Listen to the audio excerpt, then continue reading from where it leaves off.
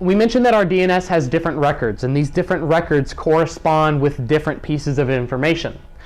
We have our A records, and then on the left is going to be, on the left-hand side is the type, is what we refer to these records on, and the right is going to show what these records mean. So we have our DNS A records.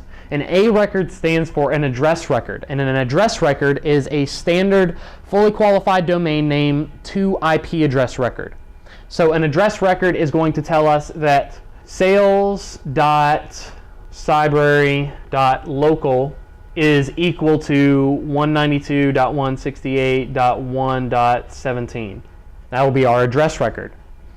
Next we have our quadruple A record. This is going to stand for our IPv6 address record. Well, why 4 A's? Well, when we think about our IP addressing schemes again, our IPv4 address is a 32-bit address. Our IPv6 address is a 128-bit address. 4 times 32 is 128. So that's why we have our 4 A's for our IPv6 address record. Our IPv6 address record will let us know a fully qualified domain name, so sales6.cybrary.local to an IPv6 address.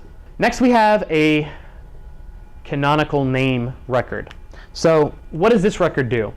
Well, a canonical name record lets us know that if somebody's looking for this computer, this name actually means this name. So say we give everybody an address to connect to, and we say, okay, we want you to search for salesdoc.cybrary.local. And salesdoc is what they're going to enter in to connect to. Now, let's say for whatever reason we don't want them to know the actual name of our sales server. Maybe we're doing some sort of some sort of clustering. Maybe we're doing some sort of transition over to a different server, and we're essentially telling our DNS server, okay, if someone says salesdoc.cybrary.local, they're actually searching for sales.cybrary.it or .cybrary.local. So I want you to give them the IP address of the A record for sales.cybrary.local. So salesdoc.cybrary.local is actually not a server we have. We don't have a server named that.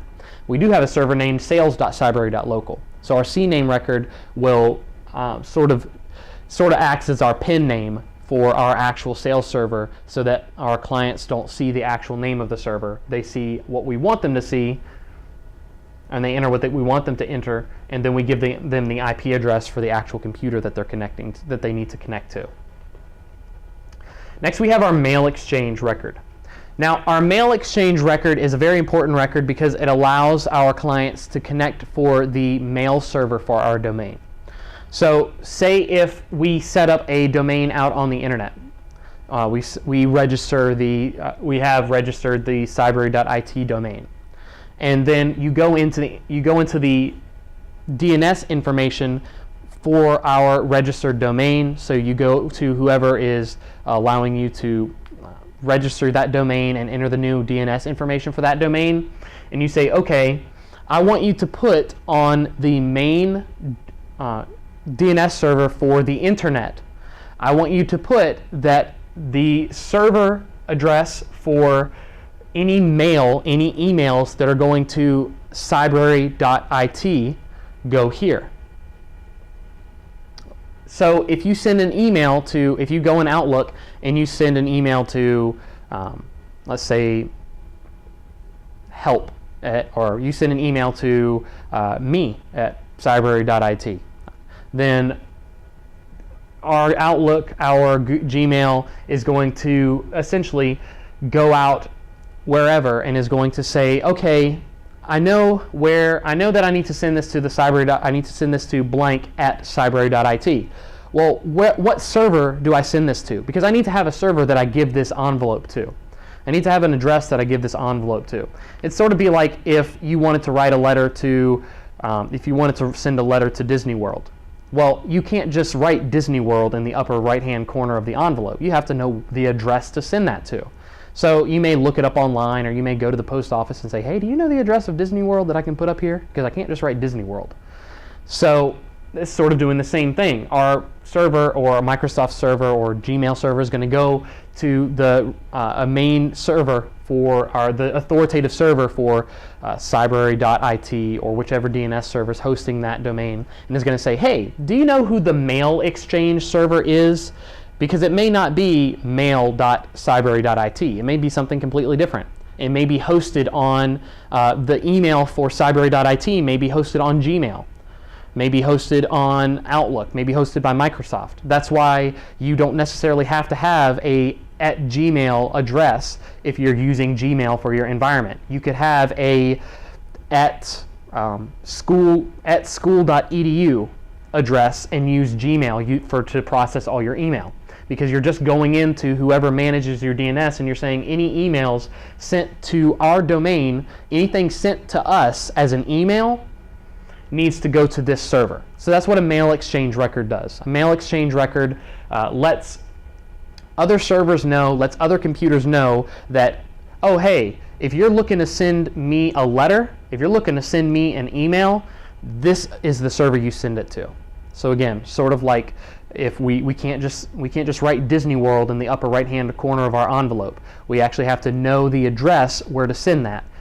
In computer speak, we can't just send an email to cybrary.it without knowing the address of the server that we actually put that email into the